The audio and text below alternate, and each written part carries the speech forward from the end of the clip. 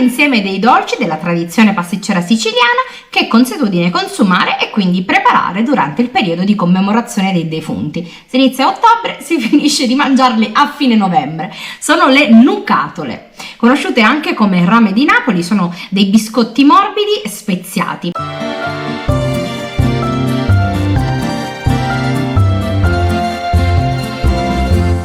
Per prepararli ci servirà dello zucchero, della farina 00, del miele, del cacao amaro, della cannella e dei chiodi di garofano macinati, della scorza d'arancia, del miele morbido, del latte, della zuccata, che è una confettura di zucca lunga siciliana, poi vi dirò come eventualmente sostituirla se non riuscite a reperirla, del cioccolato fondente, del pistacchio macinato e anche dell'ammoniaca per dolci.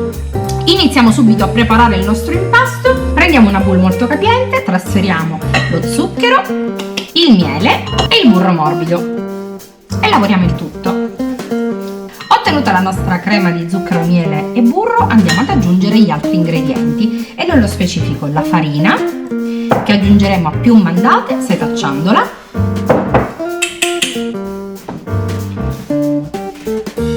aggiungiamo man mano anche il latte per ammorbidire l'impasto, aggiungiamo anche il cacao, inglobiamo il cacao, aggiungiamo un altro po' di latte per aiutarci, la restante farina e anche l'ammoniaca e mescoliamo il tutto.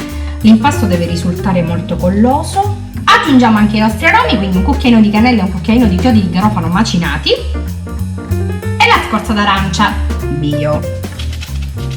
Amalgamiamo bene il tutto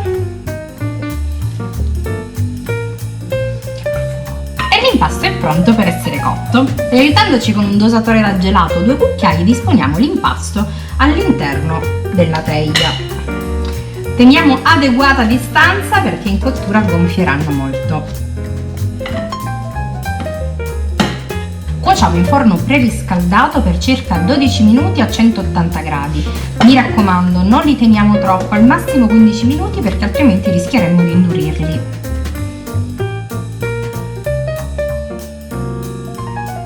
Una volta raffreddate le farciamo con la zuccata.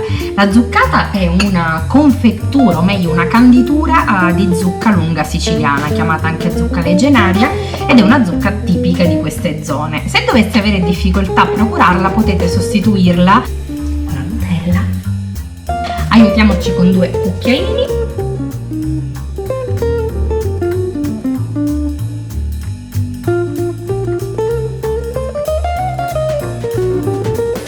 Copriamo le nostre nucatole con un sottile strato di cioccolato fondente che ho sciolto a bagnomaria.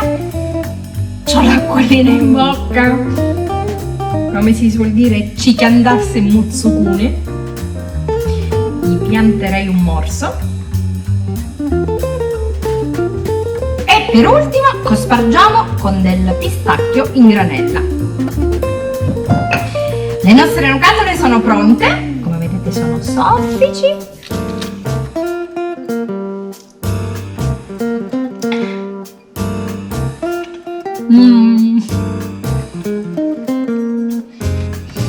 Buone, semplici e buone. La tradizione non si smentisce mai.